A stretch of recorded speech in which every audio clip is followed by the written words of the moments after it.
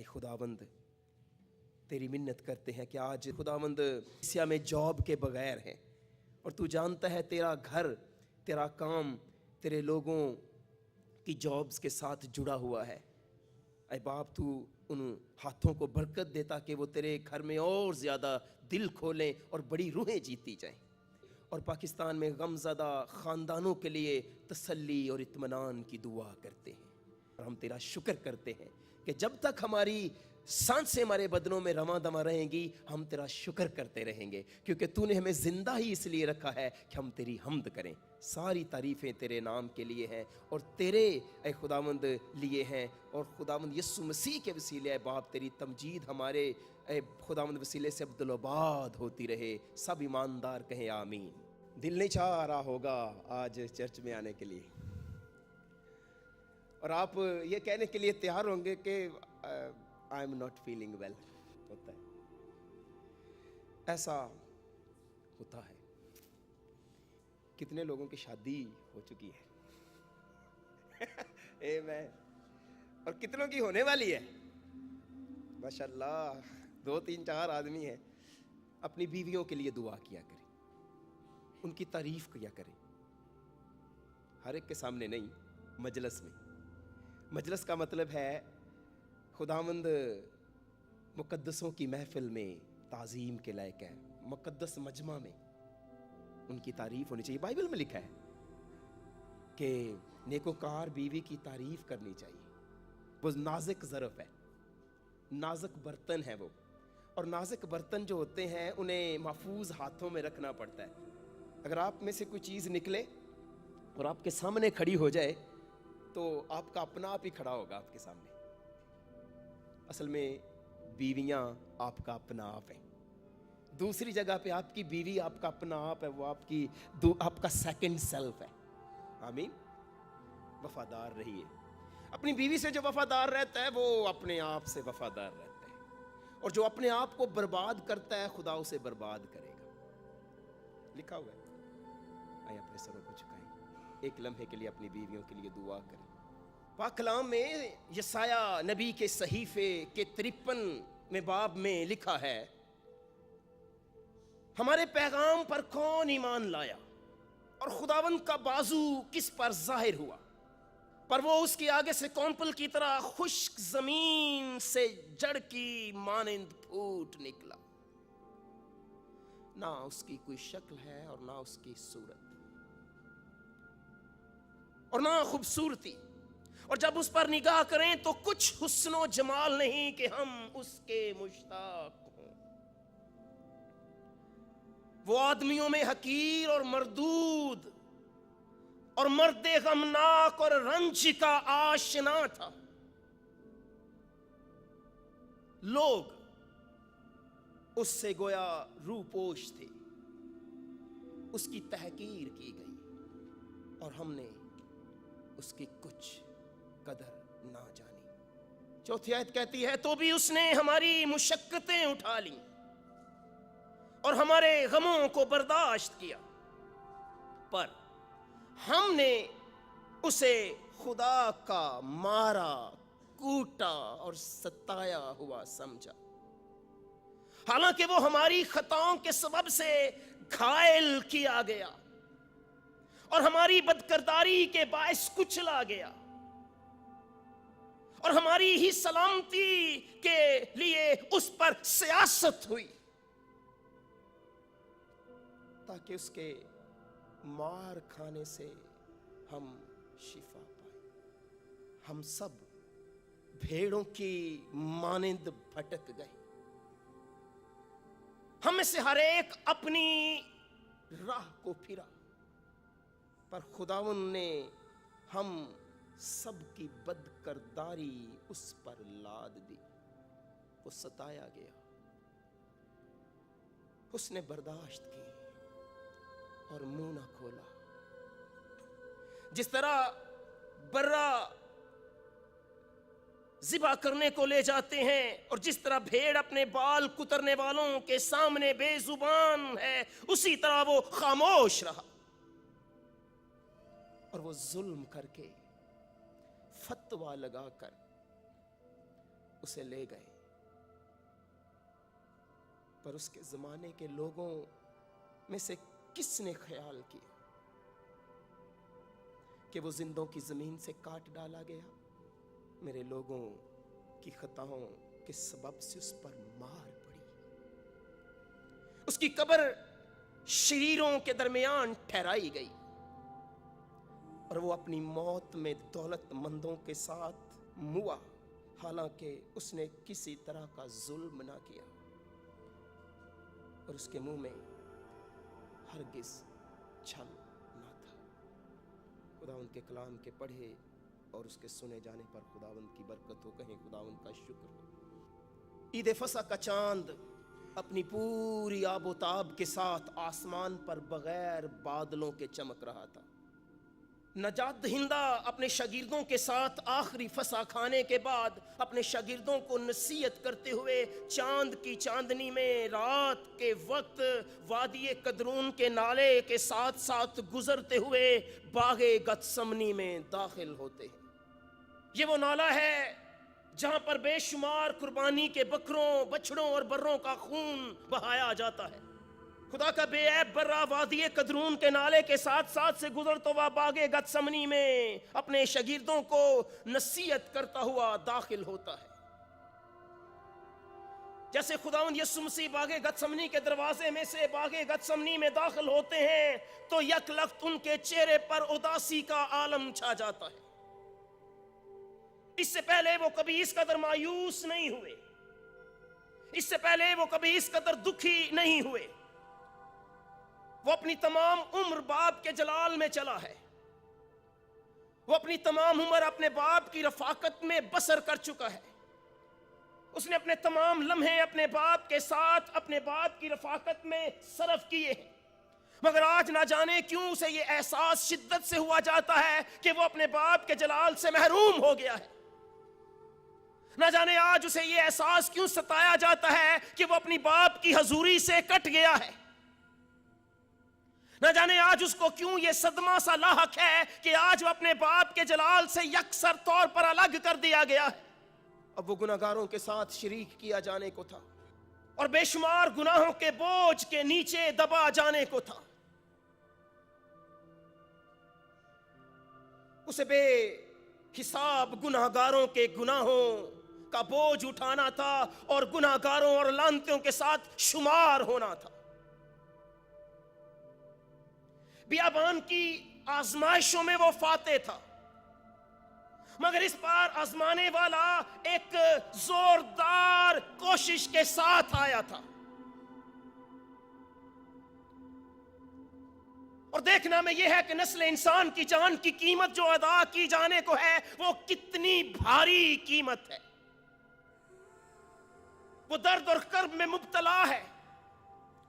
جو ہی باغ گتسمنی کے دروازے سے شاگردوں کے ساتھ باغ میں داخل ہوتے ہیں، شاگردوں سے باتیں کرتے ہیں، نصیحت کے انہیں پابند کرتے ہیں، اور یک لخت ان کے چہرے پر اداسی کا عالم چھا جاتا ہے۔ شاگردوں کو رکنے کے لیے کہتے ہیں اور خود آگے بڑھ کر ایک گرتے ہیں منہ کے بل اور ٹھنڈی زمین کے سینے سے لپٹ جاتے ہیں۔ یوں لگتا ہے جیسے زمین ان کے غم کا علاج کر رہی ہو، اور اس کا پانی ان کے بدن پر گرتا ہے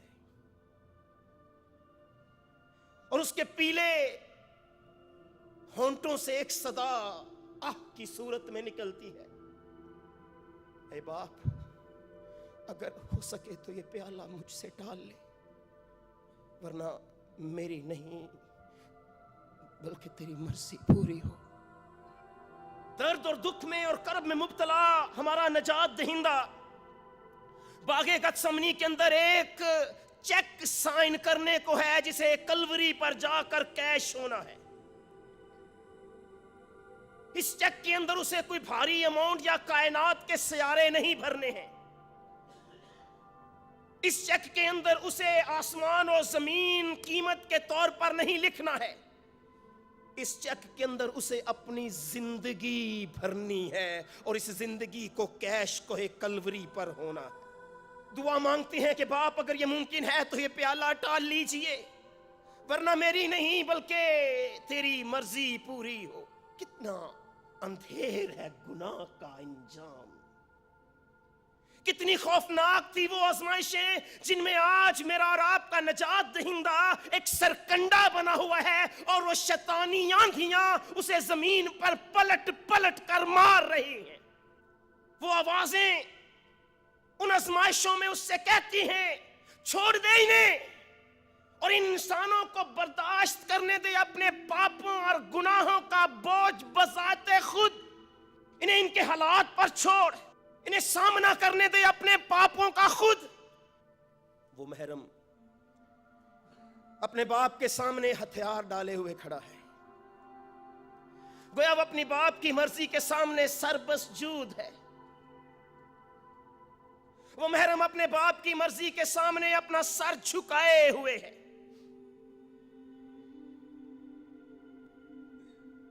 वो तसल्ली के चंद अल्फाज का मुंतजिर है।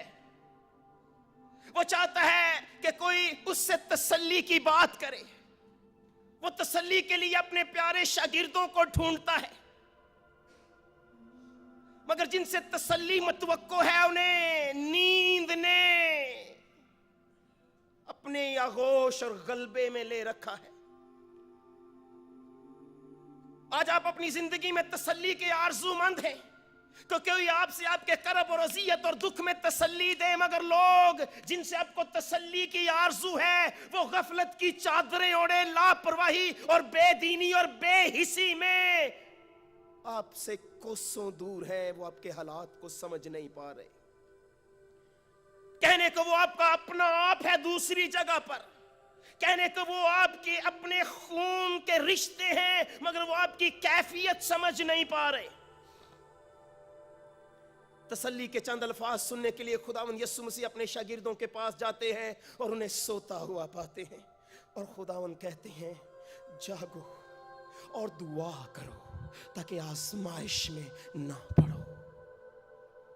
वो लोग जो आज दुआ नहीं करते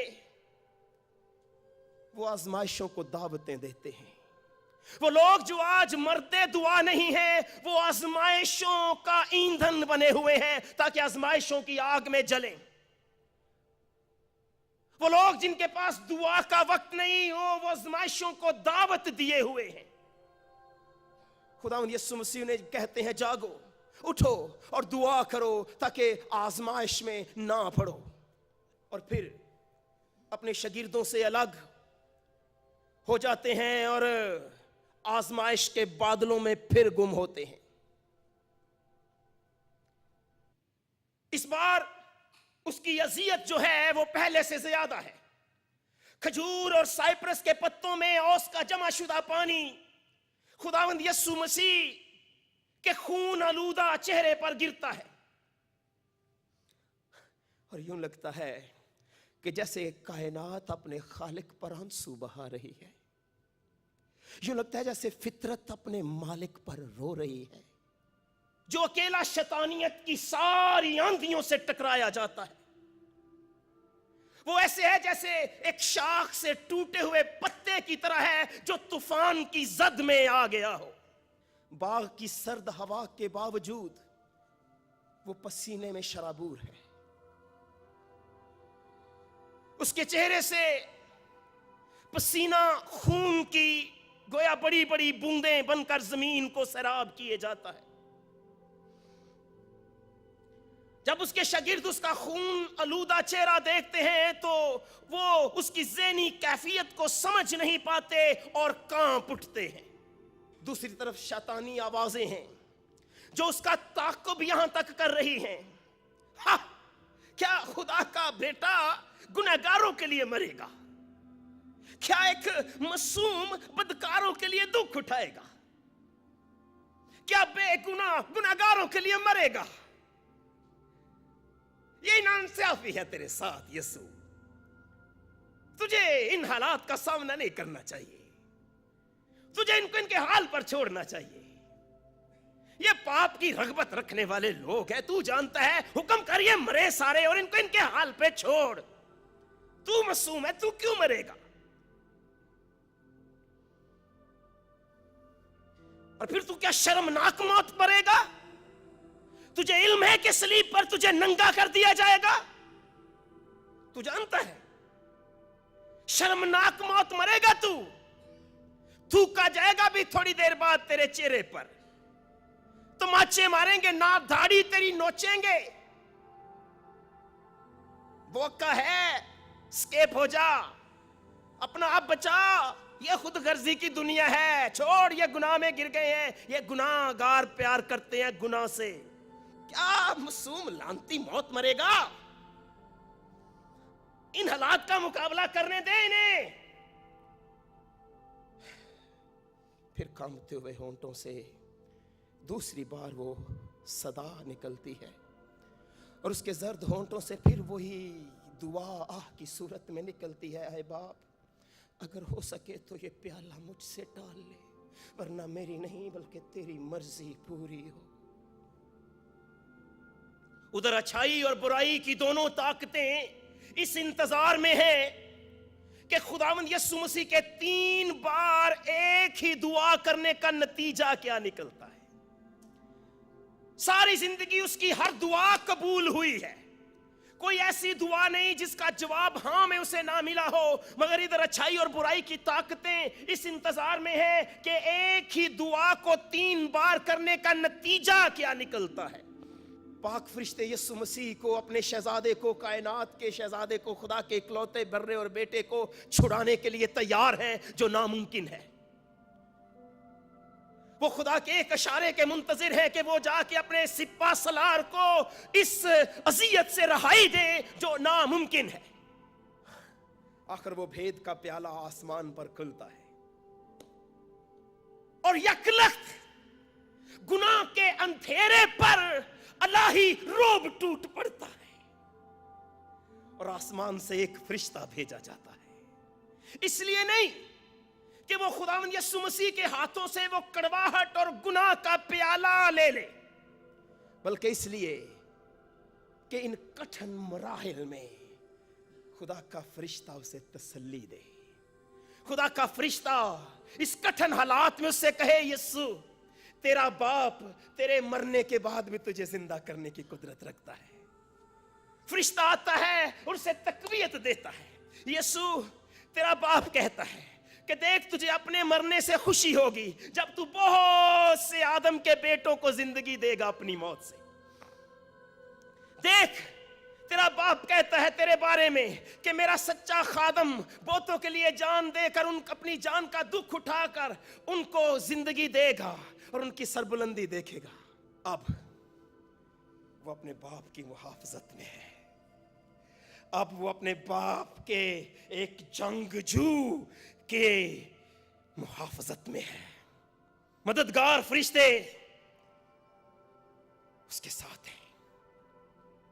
بدی کی ساری قوتیں باغ گتسمنی میں ہیں، مگر نیکی کی قوتیں، خدا کے مقدس فرشتگان بھی وہاں پر موجود ہیں۔ شریر کوشش کر رہا ہے کہ وہ یسوع مسیح کو صلیب پر پہنچنے سے پہلے قتل کرے، مارے، خون کے پسینے دے، مگر اس نے پہلے ہی سے کہا کیونکہ ضرور ہے کہ ابن آدم اونچے پر چڑھایا جائے، کیونکہ اسے اونچے پر مرنا ہے۔ جس طرح موسیٰ نے بیابان میں سانپ کو اونچے پر چڑھایا ہے، لازم ہے کہ اسی طرح ابن آدم بھی اونچے پر چڑھایا جائے۔ اس مقام تک پہنچنے کے لیے اب خداوند یسوع مسیح اپنے باپ کے فرشتے کی محافظت میں ہیں۔ ان ہی لمحوں میں باغ کے اندر لوگوں کے چلنے کی آواز آتی ہے۔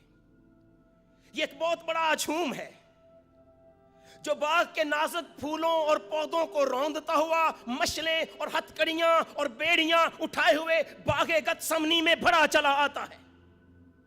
ہجوم قریب پہنچتا ہے۔ خداوند یسوع مسیح ان سے سوال کرتے ہیں، کس کو ڈھونڈتے ہو؟ جواب ملتا ہے یسوع ناصری کو۔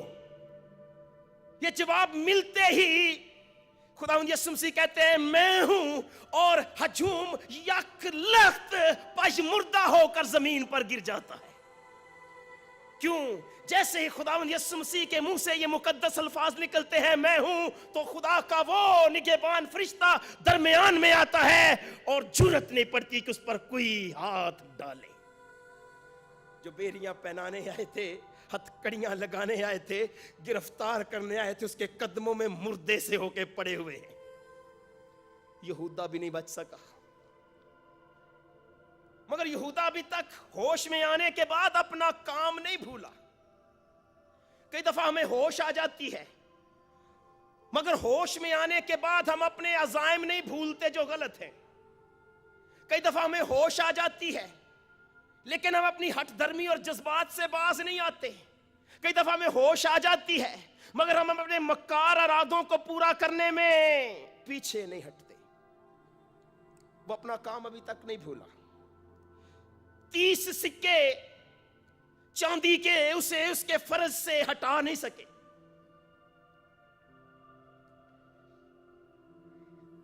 یہودا اٹھتا ہے اور خداوند یسوع مسیح کا بھروسہ لیتا ہے. اسے ضرورت تھی کہ کوئی اس کا بھروسہ لے, کوئی اس سے پیار کرے, کوئی اسے اپنے پن کا احساس دلائے, کوئی اس سے ثابت کرے میں تیرے ساتھ ہوں, کوئی اسے سینے سے لگائے. یہودا اٹھتا ہے اور اس کا بھروسہ لیتا ہے, اس کے گلے ملتا ہے. افسوس تیری زندگی پر یہودا, بھروسہ لے کر ابن آدم کو پکڑواتا ہے, دگا دیتا ہے مالک کو جو کائنات کا خلق کرنے والا ہے. افسوس ہے تیری زندگی پر. رسیوں سے جکڑا ہوا خداوند یسوع مسیح سردار کاہن کے سامنے حاضر کیا جاتا ہے, اور سردار کاہن یسوع مسیح سے اس کی تعلیم اور اس کے شاگردوں کی بابت اور کلام کی صداقت کے بارے میں سوالات کرتے ہیں.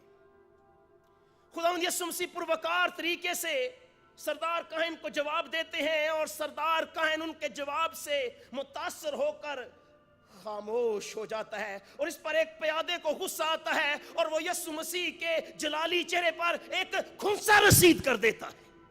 یسوع مسیح اس سے کہتے ہیں, میاں اگر میں نے غلط کہا تو اس پر گواہی دے, اور اگر میں نے سچ کہا تو مجھے کیوں مارتا ہے؟ کیسا مجبور ہے عرض و آسمان کا خالق, جس کے سامنے فرشتے اپنے منہ ڈھانپ کے کھڑے ہوتے ہیں, جس کے سامنے سرافین اپنے پاؤں ننگے نہیں ہونے دیتے, جس کے سامنے سرافیم اپنے پروں سے اپنا چہرہ ڈھانکتے ہیں کہ اس کا جلال نہیں دیکھ پاتے, اس پر ایک بدکار گھونسا رسید کرتا ہے. سردار کاہن پھر یسوع مسیح کو پلاطوس کے پاس جھوٹے الزام لگانے کے لیے بھیج دیتا ہے, اور پلاطوس کی عدالت میں اس پر یہ الزام لگایا جاتا ہے کہ یہ ہیکل کو 3 دن میں ڈھانے اور اسے تعمیر کرنے کا دعویٰ کرتا ہے, اور یہ بھی دعویٰ کرتا ہے کہ یہ خدا کا بیٹا ہے. پلاطوس ان سوالوں کی صداقت کے بارے میں یسوع مسیح سے سوال کرتا ہے. یسوع پلاطوس سے کہتا ہے, میں تم سے سچ کہتا ہوں کہ تم ابن آدم کو زندہ ہوتے اور خدا کی داہنی طرف بیٹھے ہوئے دیکھو گے. اس پر ایک سپاہی یسوع مسیح کے نورانی چہرے پر ایک زوردار تماچا مارتے ہوئے کہتا ہے, خاموش. ذل سبحانی کے سامنے زبان چلاتا ہے. پھر یسوع مسیح ہیرودیس سے واپس آنے پر پلاطوس کی عدالت میں دوبارہ پہنچائے جاتے ہیں. پلاطوس آگاہ ہے کہ یسوع مسیح بے گناہ اور بے قصور ہے, مگر اس کے باوجود پلاطوس اپنا ضمیر بیچ چکا ہے. پلاطوس کو اس کی بیوی کے وسیلے آگاہ کیا گیا ہے کہ یہ شخص راست باز ہے, اس پر ہاتھ مت ڈالنا, مگر اس کے باوجود پلاطوس لوگوں کے دباؤ کی زد میں ہے. وہ یسوع مسیح کو کوڑے لگانے کا حکم دیتا ہے. یوں لگتا ہے جیسے ایک جلالی بدن کہہ رہا ہو, برس ہے رومی کوڑے برس. ہم بھی تو دیکھیں کہ ایک رومی جلاد کے ہاتھوں میں ایک نورانی بدن پر کوڑا برسانے کی کتنی قوت ہے. खुदावंद यीशु मसीह के मुकद्दस जलाली बदन पर कोड़ों की बारिश कर दी जाती है और सिपाही उसके बदन पर मोटी मोटी लकीरें कोड़ों से खींचते जाते हैं। जैसे उसके बदन पर कोड़ों की बारिश होती है तो चमड़े में हड्डी जड़ा हुआ लोहा यीशु मसीह के बदन से बोटियां नोच लेता है। मल लो इस खून को यहूदियों अपने चेहरों पर, ताकि तुम्हारे गुनाहों की स्याही जाती रहे। वो मकाम भी आता है, पिलातूस की अदालत खाने के बड़े दरवाजे से खुदावंद यीशु मसीह कलवरी की राह पर निकलते हैं और उनके कंधों पर एक भारी सलीब रख दी जाती है। यह सलीब एक बदकार डाकू के लिए बनाई गई है और उस शख्स के लिए यह वजन बहुत भारी है जिसने पिछले 3 दिनों से ना कुछ खाया है ना कुछ पिया है। उस सलीब के भारी वजन के नीचे खुदावंद यीशु मसीह गिरते हैं तो सिपाही उस पर कोड़ों की बारिश करते हैं और गालियां देते हैं। गाली गलौच सुनने के बाद, बार बार गिरने के बाद सिपाही दिखाते हैं और उनकी नजर एक करीनी आदमी पर पड़ती है जिसका नाम शमौन है और वो उसे यीशु मसीह की सलीब उठाने के लिए कहते।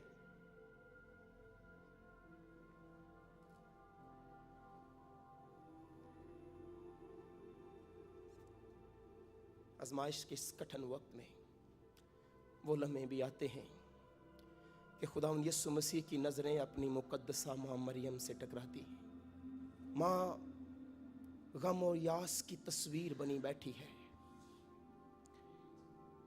मां अपने बेटे को देखती है तो उसकी ममता अपने लाडले को बचाने के लिए आगे बढ़ती है, मगर मजबूरियों की दीवार से टकरा कर वापस लौट आती है। मां थाड़े मार कर रोती है, ऐ मेरे लाल तुझे क्या हो गया? किन दुश्मनों की नजर तुझे खा गई? ऐ मेरी आंख की ठंडक, ऐ मेरे बुढ़ापे का सुकून, ऐ मेरे जिगर के टुकड़े, मैं तुझे कहां छुपा लूं? आ मेरे सीने में छुप जा, आ मेरी आगोश में छुप जा, आ मैं तुझे अपने सीने में छुपाऊं और इन जालिमों की नजरों से लेकर मैं तुझे कहीं दूर भाग जाऊं। मेरी आंखों के तारे, मेरे बुढ़ापे की सुकून, मेरे पास तेरे लिए इससे महफूज जगह नहीं है। यीशु मसीह अपनी मां की तरफ खाली नजरों से देखते हैं और ऐसा लगता है जैसे वक्त की रफ्तार थम गई हो। ऐसा लगता है जैसे कायनात एक नुक्ते पर मुंजमद हो गई हो। अपनी मां को जुबान से कोई तसल्ली नहीं दे पाते, मगर उनकी निगाहें कह रही हैं, उनकी नजरें कह रही हैं, मेरी मां, मेरी रगों में आज भी तेरा लहू जोश मारता है। इस वक्त मुझे तेरी मोहब्बत और बाप की शफकत याद आती है। काश मैं तेरे पास आ सकता, तेरी ममता की तसल्ली के लिए मैं तेरे करीब पहुंच सकता। तुझे याद है मां, बचपन में मैं एक दफा तुमसे जुदा हो गया था और मिलने पर मैंने कहा था कि क्या मुझे लाजिम ना था कि अपने बाप का काम करूं। आज उसी काम की तकमील कर रहा हूं मां, आज उसी काम को पूरा कर रहा हूं। यीशु अपनी मां की तरफ निगाहों ही निगाहों में बातें किए जाते हैं और आंखों ही आंखों से यूं कहते हैं, तेरा गमज़दा चेहरा देखकर मेरा दिल खून के आंसू रोता है। देखा जिस नफरत और जुल्म के दरमियान तेरी मोहब्बत और बाप की शफकत मुझे याद आती है, मगर सिपाही मुझे रुकने नहीं दे रहे मां। मैं चलता हूं। यीशु की मां खुदावंद यीशु मसीह के प्यारे शागिर्द यूहन्ना के साथ खुदावंद यीशु मसीह के कदमों का ताक़ब करते हुए कलवरी तक पहुंच जाती हैं और वो अपने बेटे को लहू लुहान जरीले कांटों का ताज पहने हुए, बदन पर कोड़ों से छलनी लकीरों को देखते हुए गमजदा और नढाल और दुखी है। उसका दिल लहू की आंसू रोता है और कहता है वो हाथ जो हमेशा दूसरों की मदद के लिए उठे हैं, वो पांव जो हमेशा खुशखबरी सुनाने के लिए उठे, वो सर जो उसने अपनी आगोश में रखा आज वो जरीले कांटों का ताज पहने हुए है। उसकी ये शागिर्द उसकी हालत देखते हैं और मां को उस जगह से दूर ले जाते हैं। वो अपने आप को क्या जलादों से आजाद करेगा? शागिर्दों के साथ मां इस कश्मकश में है कि क्या यीशु मसीह रोमियों के हाथों से खुद को छुड़ाएगा? क्या मेरा बेटा अपने आप को आजाद कर लेगा? क्या जो जिंदगी का मालिक है मौत मरेगा? शागिर्दों के साथ मां इसी आस और इसी उम्मीद में है कि उसका बेटा उसका लखते जिगर अपने आप को इन जलादों से छुड़ाएगा। मगर उसकी सारी उम्मीदों पर उस वक्त पानी फिर जाता है जब बेदर पे उस पर जुल्म ढाए जाने लगते हैं। वो बेदर्दी से ज़िबा किया जाने को है। शायद ममता ये भूल रही है, शायद ममता ये भूल रही है कि ये वो बेटा है जो वायदे का फर्जंद है, ये वो बेटा है जो कायनात का कफारा है। शायद ममता उन नबूवतों को भूल गई है, शायद फरिश्ते की बातों को भूले जाती है, शायद शमौन कहन की नबूवत को भूले जाती है कि तेरा दिल तेर से छेदा जाने को है। इन दर्दनाक लम्हों में वो वक्त आता है जब नबियों की पेशनगोइयां पूरी होती हैं। खुदावंद यीशु मसीह के हाथ एक बड़े तख्ते पर खींच दिए जाते हैं और 9 इंच की मेख उसके हाथों से आर पार कर दी जाती है और मां के दिल पर वो हथौड़े की ज़रबें लगती हैं जो उसके लिए अजियत का बायस है। उसके शागिर्द उसके सामने आंखों के आंसू बहाते हैं, धाड़े मारते हैं। वो पांव जो खुशखबरी सुनाते थे आज 9 इंच के कील से सलीब पर जड़ दिए गए हैं। और वो वक्त आता है जब नबियों की पेशनगोइयां पूरी होती हैं। लफ्ज ब लफ्ज इस मकाम पर नबियों की लिखी हुई किताबों में पेशनगोइयां पूरी होती हैं। ज़बूर 22 की 16वीं आयत में जो बात लिखी है 18वीं आयत तक वो बात पूरी होती है, वो नबूवत पूरी होती है, वो पेशनगोई पूरी होती है। जो 1000 साल पैदाइश से पहले पेशनगोई की गई है वो बात सच साबित होती है, क्योंकि कुत्तों ने मुझे घेर लिया है, बदकारों की गिरोह मुझे घेरे हुए है, वो मेरे हाथ और मेरे पांव छेदते हैं, मैं अपनी हड्डियां गिन सकता हूं। ज़बूर 69 की 20वीं और 21वीं आयत में जो नबूवत लिखी है वो लफ्ज ब लफ्ज पूरी होती है। मलामत ने मेरा दिल तोड़ दिया है, मैं बहुत उदास हूं। मैं इसी इंतजार में रहा कि कोई तरस खाए, पर कोई ना था। तसल्ली देने वालों का मुंतजिर रहा पर कोई ना मिला। उन्होंने मुझे खाने को अंदरैन भी दिया और मेरी प्यास बुझाने को उन्होंने मुझे सिरका पिलाया है। वो मेरे हाथ और मेरे पांव छेदते हैं। मैंने अपना मुंह रसवाई और मलामत से नहीं छिपाया है। जैसे यीशु मसीह कीलों से जड़े मजबूत आदमियों की मदद से सलीब पर जड़कर लटका दिए जाते हैं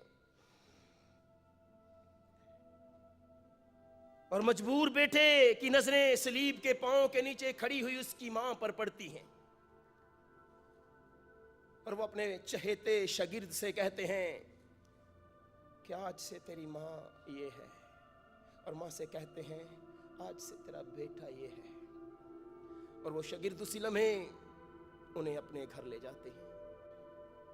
वो कीलों से जड़े जा चुके हैं, वो हाथ जो हमेशा बरकत के लिए उठे हैं, जो हाथ हमेशा शिफा के लिए उठे हैं, जो हाथ हमेशा तंदुरुस्ती के लिए उठे हैं, वो सलीब पर कीलों से जड़े जा चुके हैं। वो पांव जो खुशखबरी फैलाने के लिए हमेशा दर बदर फिरे हैं, वो सलीब पर कीलों से जड़ दिए गए हैं। कांपते हुए होंठों से در پہ اس کی آخری باتیں، آخری کلمات نکلتے ہیں. لیکن اگرچہ مالک خدا کا دل اس کے سینے میں پس رہا ہے، کائنات کے خالق کا دل اپنے بیٹے کی محبت کی بدولت اس کا دل اس کے سینے میں پس رہا ہے، اس کا بیٹا اذیتوں میں تڑپ رہا ہے، لیکن باپ اور بیٹے کا مقصد نسل انسان کی نجات ہے. خدا ایک بیٹے کو اذیت دے سکتا ہے، ایک بیٹے کو مار سکتا ہے، ایک بیٹے کو موت کے گھاٹ اتار سکتا ہے، مگر کروڑوں بیٹوں کی موت برداشت نہیں کر سکتا. اور یہ وہ آرزو ہے جو باپ اور بیٹے کو مضبوط کیے ہوئے ہے. یہ وہ آرزو ہے یسوع مسیح کو صلیب پر ساری اذیتیں جھیلنے کے لیے مضبوط کیے ہوئے ہے. اور یہ امید ہے جو یسوع مسیح کو لعنت اور کڑواہٹ کا پیالہ پینے کے لیے قائل کیے ہوئے ہے. باپ کی محبت انسانوں سے اور مجھ سے اور آپ سے مجبور کیے ہوئے ہے. صلیب پر اندھیرے کا وقت عبرتناک ہے. کائنات نے اور سورج نے اپنا منہ چھپا لیا ہے. وہ اس طرح سے یسوع مسیح کو دیکھنا نہیں چاہتے. باپ بیٹے سے الگ ہو چکا ہے، بیٹا پکار چکا ہے، باپ تو نے مجھے کیوں چھوڑ دیا ہے. شیطان سوچ رہا ہے کہ اس کی فتح ہے، اور شریر اپنی فتح کا شادیانہ بجاتا ہے. وہ سوچ رہا ہے کہ چند لمحوں کے بعد اب جو زندگی ختم ہوئی ہے، جیسے یسوع مسیح کے چہرے سے یہ نکلا ہے، منہ سے یہ نکلی ہے بات کہ میں اپنی روح تیرے ہاتھوں میں سونپتا ہوں، تو شریر اپنی فتح کا شادیانہ بجاتا ہے کہ اس نے جنگ جیت لی ہے کائنات کی. مگر وہ بھولا بیٹھا ہے کہ جو صلیب پر مرا ہے وہ خدا ہے. جو صلیب پر مری ہے وہ زندگی ہے، اور زندگی کبھی مرتی نہیں ہے. جو صلیب پر مرا ہے اس نے کہا ہے قیامت اور زندگی میں ہوں. جو صلیب پر مرا ہے وہ خدا کا اکلوتا بیٹا ہے، وہ خدا کا کلمہ ہے، وہ خدا کا روح ہے، وہ خدا کا مجسم کلمہ ہے، وہ خود خدا ہے. اور آج میں اور آپ سرخرو ہیں اپنے محبوب خداوند یسوع مسیح کی قربانی کی بدولت. آج میں اور آپ آزاد ہیں. آج میں اور آپ بیماریوں سے آزاد ہیں، کیونکہ اس نے جو کوڑے کھائے ہیں ہم نے اس کے کوڑوں سے اور مار سے شفا پائی ہے. وہ کچلا گیا ہے اور ہم آزاد ہو گئے. آج میں اور آپ سرخرو ہیں. آج میں اور آپ نجات یافتہ ہیں، کیونکہ کسی نے میری اور آپ کی نجات کے لیے اپنی زندگی گہنے میں رکھ دی ہے. آئیں خوشیاں کریں، آئیں خوش ہوں، شادمانی کے گیت گائیں، اور اپنے خداوند یسوع مسیح کی موت کی کہانی دوسروں کو بتائیں. یہ انجیل ہے. پولس رسول کہتا ہے یہ انجیل ہے کہ خداوند یسوع مسیح ہمارے گناہوں کے لیے موا ہے. یہ وہ خوشخبری ہے جو اس نے کرنتھس کی کلیسیا کو کہی، اور آج یہی خوشخبری ہے میرے اور آپ کے لیے کہ خداوند یسوع مسیح ہمارے گناہوں کی خاطر موا ہے. اور یہ انجیل ہے. آئیں اپنے بچوں کے ساتھ بانٹیں، آئیں آنے والے پشت کے ساتھ اس انجیل کو بانٹیں، آئیں اپنے پیاروں کے ساتھ بانٹیں، آئیں اس انجیل سے جڑ جائیں، شادمانی کریں. آسمان پر فرشتے خوشی کر رہے ہیں، اور خوشی کرنے والوں کے ساتھ خوشی کرو. آج آپ خوشی کرو گے، کل خداوند آپ کے لیے گاتے ہوئے خوشی کرے گا کہ میرے بچوں نے میرے بیٹے کی موت کو قبول کر کے زندگی پالی ہے. وہ گاتے ہوئے آپ کے لیے شادمانی کرے گا، وہ گاتے ہوئے اپنے تخت سے نیچے اتر آئے گا